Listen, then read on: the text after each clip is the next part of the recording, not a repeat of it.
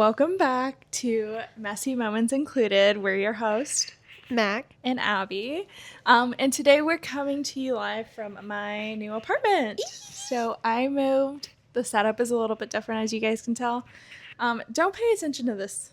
We're going to fix that. I didn't realize that the mat was different when I bought them, but But you know what? They're hung. straight. And They they're are hung straight. properly. Yes. Thanks to Gus and all the good stuff. Yeah. So My dad helped me put those up, so definitely would not have been able to get that up there. I might have been able to, but I didn't want to. you've seen how I mounted my TV once. I don't know if I could have been of any help. Yeah, no. I'm like, I don't like manual labor very much. I'll do it, but it's not my preferred. Yeah. Not my preferred thing. But anyways, today we're going to be talking about the unspoken rules of female friendships. Mm-hmm. And yeah, I think we'll just go ahead and get right into it. Mac, do you want to lead us in prayer? Sure. Okay. Dear Heavenly Father, God, thank you so much for your love. Thank you for your blessings and for this week. Father, I pray that you bless each and every one of those who are listening or watching, and also me and Abby. Just guide our conversation. Bless and be with everyone. Guard and protect them. Keep them strong, safe, and healthy, and help them to go to where they're going safely and back home safely, as well as us. Father, in your name we humbly ask, praying, amen. Amen. So yeah, the unspoken rules of female friendships. Yeah, I feel like this is definitely one of those that, it seems kind of taboo to talk about sometimes because, it's not talked about. It's just, an expectation sometimes, Yeah. But then you realize that expectation doesn't meet everybody's thoughts. Mm-hmm. What you think is, the standard is not the standard for everyone. No. So I think when I think of unspoken female friendships, the first thing that comes to mind is boys. Yeah, well, definitely. I think that's the number one starting parts of a lot of female friendship. Yes, and I think that the first thing that comes up is whatever guys you're involved with, whether that be talking to or just oh my gosh, he's really cute, whatever, they are off limits. Yeah, there's definitely a disrespect there in terms of if you were to cross a line. Yeah. I think respect is so big in female friendships, and I think to have a healthy, good relationship, trust is one of the number one things, right? But also on top of that, just understanding that if your friend's interested in somebody or if they're pursuing someone, even if you find them attractive, I think it's just an unspoken rule that you don't cross that boundary. You just, you're supportive of your friend and that. Yeah, I think the topics that we're going to be talking about today all lead back to boundaries. Mm-hmm. So I would say that most of these are unspoken boundaries. Sometimes they are spoken though into light. And when your friend sets a boundary, I highly encourage you to not disrespect it. Yeah, definitely. But yeah, I think with that being said, boys is a big one. Never let boys get in between you and your friends. It never is worth it, I don't think. Definitely not, especially when you've spent, years cultivating a really solid, friendship with your friends. I think as women, I'm very pro men and pro women, in the sense of, I'm not a man hater, but I do think there is a certain beauty to friendship. And I think when you know that you're entertaining something that won't possibly last, but, we all get in our Delulu phase. Myself included. But, when we, get stuck in those, cycles sometimes, I think, it's really easy sometimes to try to, evade the whole, you know what I'm trying to say? It's really easy to try to... I've lost my train of thought. I lost my train of thought too. I was listening to you, and then halfway through it kind of just yeah. Well, I don't know what's going on with me. I feel very spaced out this week. It's the weather. It's the weather. It's changing. But but I think just to go back to it, I think that we're both very pro men, pro women. I think at the end of the day, though, if we see another girl in despair or something, this is one of our other points, is we're gonna go and help them. So if you're at a bar, if you're at a restaurant, wherever you may be, if you see a girl that she's giving you the eyes, and you guys know this, there's a certain look that you get or you give, like when you're not comfortable or when you don't feel safe. The SOS call. The SOS call. And I think that if you're starting to see that, like, for the most part, we try to, like, protect each other in a sense. Like, because I think we've all been in situations where, you know, sometimes we don't feel safe. And one of, like, those unspoken rules of female friendships, even though we might not be friends with a person or we might not even Literally know them. could just be strangers, yeah. But there's like an intuition in a sense as women. Yeah, a womanly intuition where it's like, okay, something's off here. What do we need to do to get you out of the situation that you're in? And it doesn't really matter, like, what that situation could be. It could seem really small to somebody, but, like, if somebody's uncomfortable, like, we're gonna go out of our way and try to help them, like, get out of that situation. So I would say that that's another unspoken rule of female friendships, even though, you know, it might be a stranger. Yeah, but I think that's just as a woman, you know, and as a whole, like just being women, you know, there's a type of like understanding there that's when they make you feel uncomfortable. And yeah, when you're caught in those situations, I know we've all been caught in them. And like you're literally like, help me. But like, you know, maybe your friends aren't around or whatever it is, because you could literally be in the most innocent of like scenarios and somehow magically someone figures out how to run that. And like, you know, like literally there's always that one person, just some strange person, and it's like, gosh dang it, like I'm just trying to enjoy my time. Yeah. But you know, yeah, I definitely agree with that. And I did finally remember my point that I was trying to make. But like yeah, if it's fleeting, you know, like, sorry, just a tag back. No, you're good. But if it's fleeting, like, and understanding that it's just like a time to entertain somebody, like it's not worth destroying a friendship over. That you and that other person have invested and worked so hard on and in and given so much of each other in, that you would like to hurt that relationship in such a way, right? You know, and that does go back to boundaries and expectations and clear communication and understanding of each other. Yeah, no, I agree. Have there been any situations where you feel like a guy has gotten in between one of you and your friends? And how did y'all work through that? The only one I can think of was maybe back in high school with one of my really good friends. She was seeing a guy who really kind of like wanted to isolate her quite a lot. And I know that like her and I shared everything, so it was kind of different for us to like not be talking about everything. And I remember like just constantly trying to get her to open back up, and she was like very like, no, it's fine. Like, you know, like our friendship just slowly was trying to distance because she unknowingly like was putting a wedge between us because she was trying, you know, it's like when you try to appease everybody around you, and so you're like putting out fires, but then you're also trying to rebuild a good fire, right? And so it's like I remember finally having a talk with my friend, and I was like, listen, I love you, but right now you're not letting me be a friend to you. Yeah. And I can't support you if I don't know how to. Yeah. And, you know, eventually she got out of that relationship, and there was a lot of, like, really great things to come from that. Like, I think it was, I don't think it was a good relationship. But the point being was, like, that it definitely made it to where, like, we couldn't talk like we used to, and she couldn't share like she used to, and, like, we didn't hang out like we used to. And granted, when you're like in the first few months sometimes of a relationship, you don't hang out as often sometimes with your friends as you did because you're sharing your time with other people now.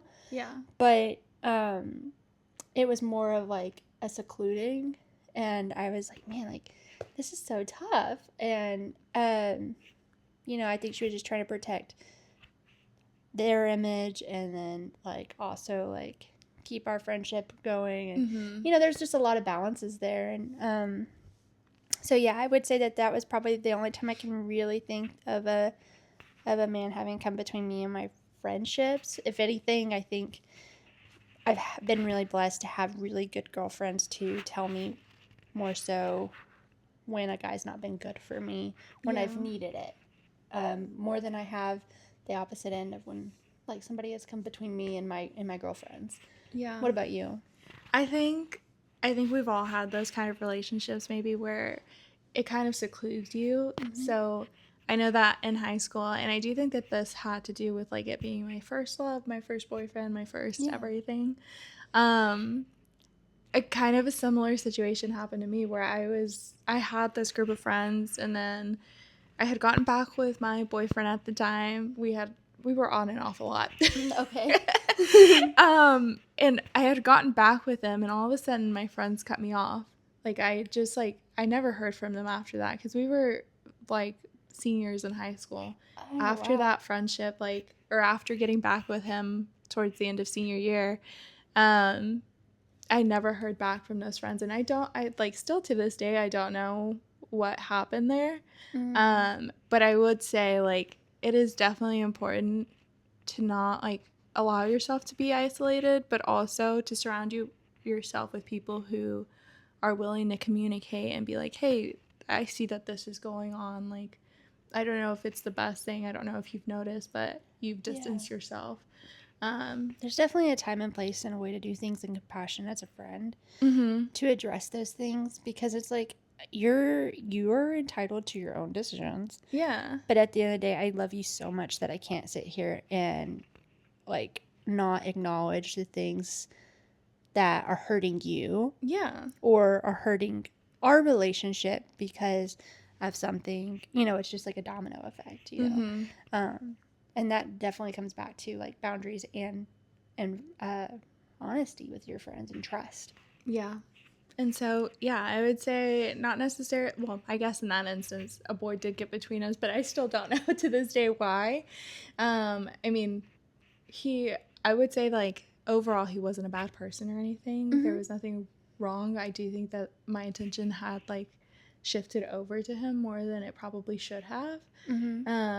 But yeah, I would say that would be, like, the only instance where it happened. And I will say, like, after that, it kind of made me look at relationships a little bit differently. And when I would look up getting into another relationship, I highly, like, it would scare me in a sense to, like, let somebody get close to me, because I didn't want to feel controlled. Not that he was fully controlling or anything. It was just, like, not small. because of him, but just, like, you're now, like, after some time has passed, now they're like, oh, these are hesitations of mine. Yes, exactly. But yes, not letting boys get in between, setting good boundaries. Right. And some of these things are, like, I feel like rules that or they're expectations that are unsaid from each other that develop as you get older. Like, the expectations I have had 10 years ago to now are so different. Because, like, granted, I am a people pleaser, but the people pleasing in me has drastically changed from when I was 18, 19 years old to today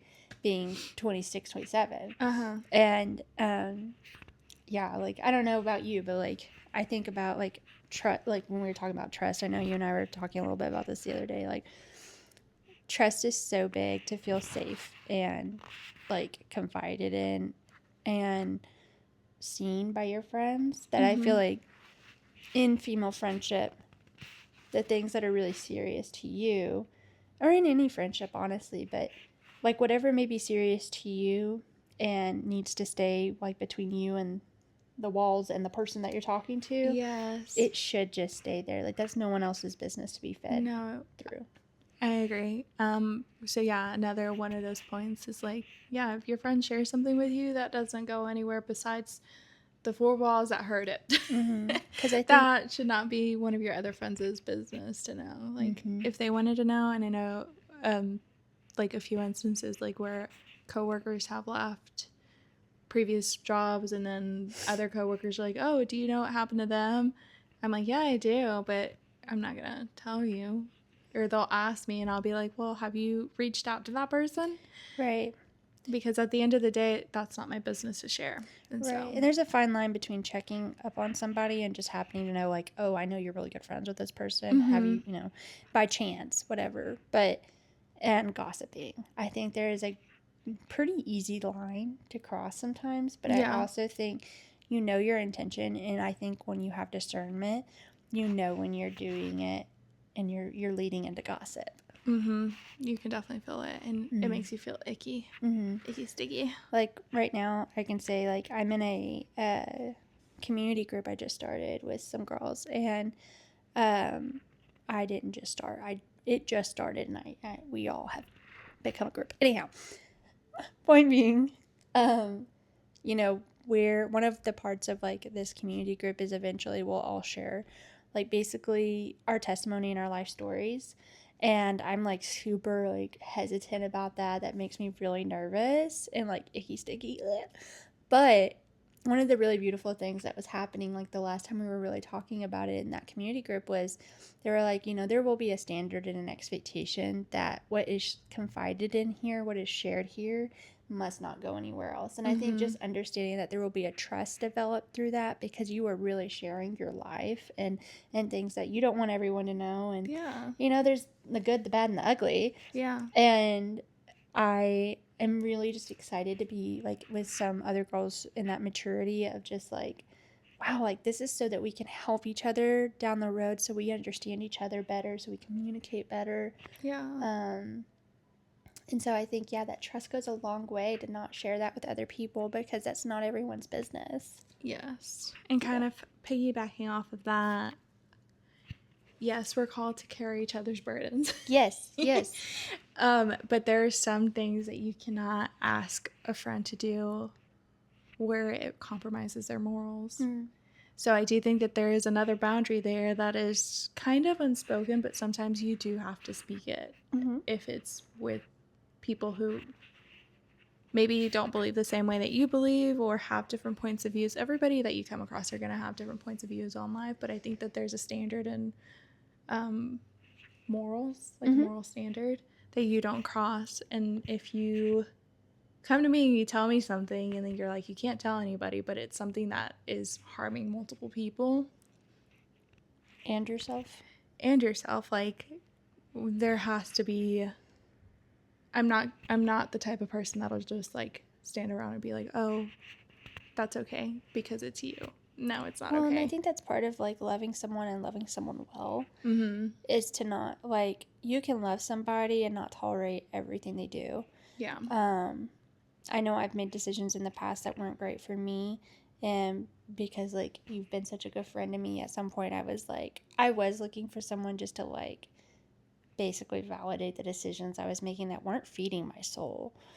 And you were like, hey, I had to draw this line with you because I love you and I love you enough that like this is putting me in a sense of conviction that I don't know how to like navigate through. And I was like, oh, I'm so sorry that like, and we just decided we wouldn't bring it up. And you know, over time, because of that acknowledgement, I was able to then like really realize, you know, oh, instead of like living in my flesh in this time, I really need to cling back to the spirit. And so I don't think I would have like had as much of an understanding of that if you had just pulled away from me versus like setting that boundary with me and being like, I love you and I'm happy you're happy right now, blah blah blah, whatever. But instead you were like, hey, I do love you, and because I love you, I'm going to be honest with like this situation. And to me that was more feeding than it was defeating. And I will say, in this specific situation, it was really hard for me to bring it up because it took me a few weeks because I kept feeling very convicted about it, and then I was like, oh, I don't want to ruin our friendship, like because I don't agree with you, but also how do I communicate that in a loving way that isn't shameful or anything. And so I remember bringing it up, and I was like, hey, so and I was just like, I know you could tell that I was struggling finding my words because I was so proud of you though, because like I am like such a communicator, and I'm not. It's a developing. I am.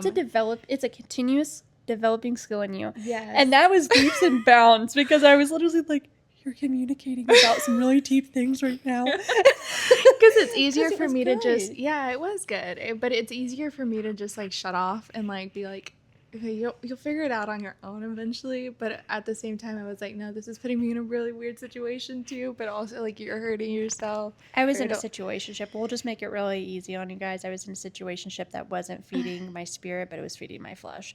So just to make it a little more understanding, and you know, her and I have really talked about that. So it was just, we were talking so much about how much more we need to go back to biblical standards in that. And so but it was hard, and I'm so proud of you for like having like addressed that with me, because like I think that shows how much growth and trust has come into our relationship, that now you can come to me about that. Mm-hmm. Like, and I'm sure there will, you know, through the years that we'll continue to be friends, there may be other hard things for us to go to each other about. But I think that is a huge example of trust in your relationship.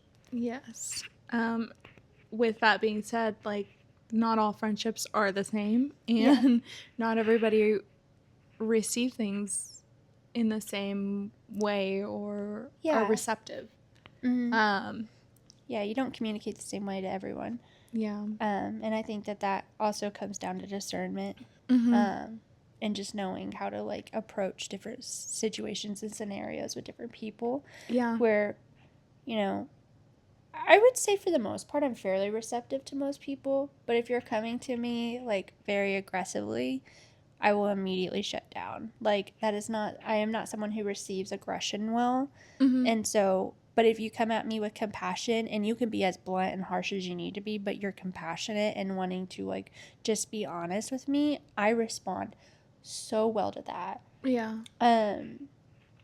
Because I know where your heart is in that situation, you know.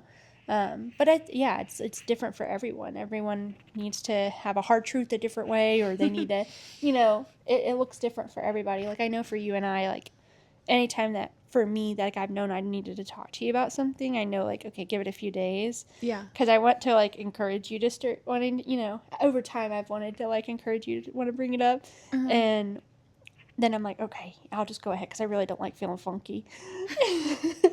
And then I'll just be like, hey, Abby, you know. Mm-hmm. But I mean, it's just like, I just, like, call you up and I'm just like, hey, I just want to get this out of the way. Like, are we good? Or whatever it could be, you know. And like, it's just resolved right then and there, and it's literally, like, done, like, forgotten about. Mm-hmm. And it's so funny because it's just like, I'm so grateful most of my friendships have been that way. But you're right, like, they're not all equal and made the same.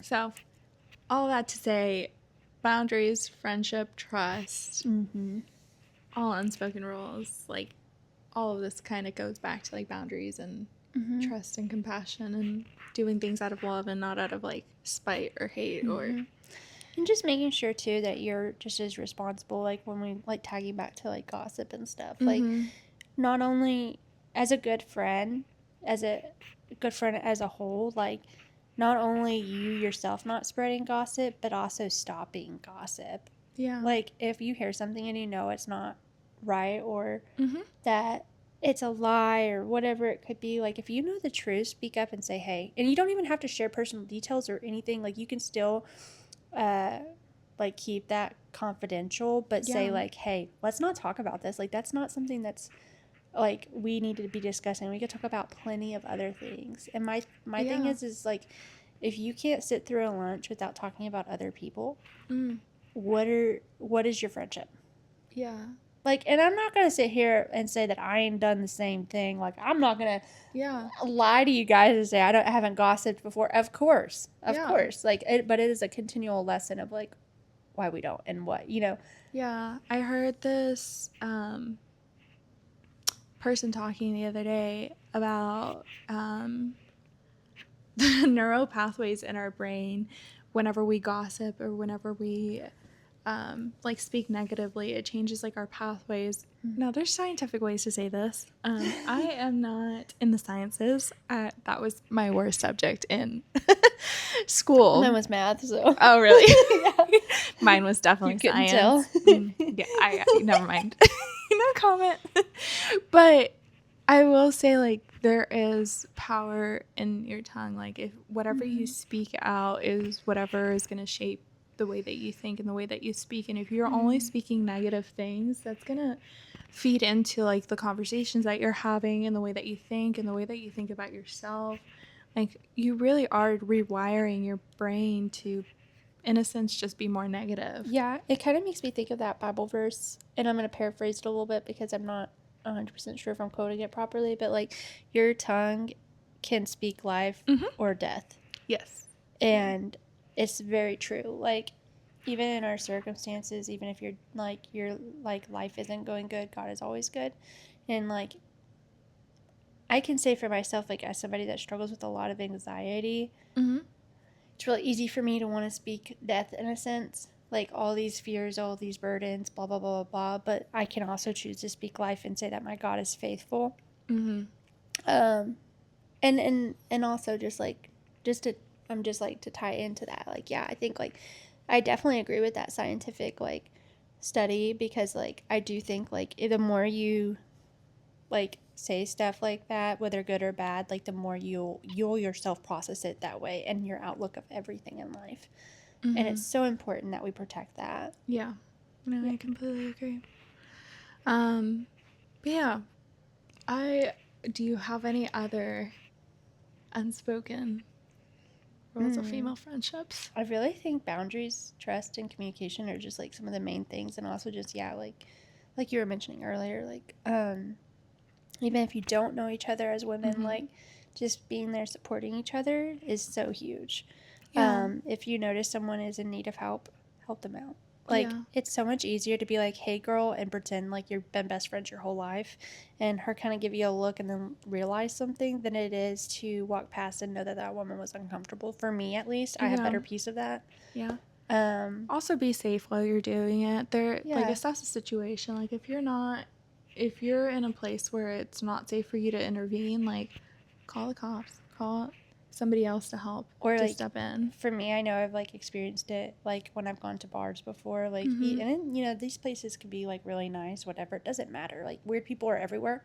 Yeah. And I've like, you know, subtly asked the bartender before, like, to check in on that girl in a different way, and they've been able to do that subtly so that it was in a sense anonymous, but then also like so that that person could subtly be helped if they needed it. Yeah.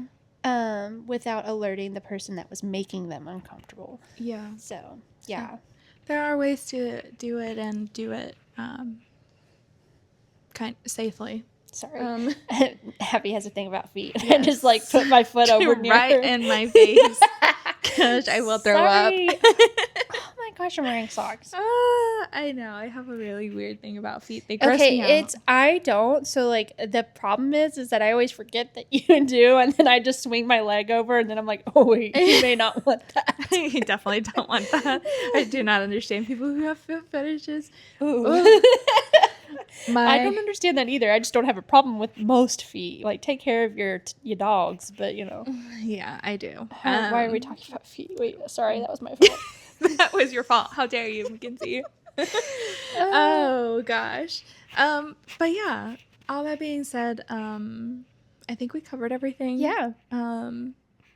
I hope that you guys have a really good week, a very blessed week, and thank you for joining us on this episode of Messy Moments Included. Yes. Y'all have a great week. Bye, guys. Bye.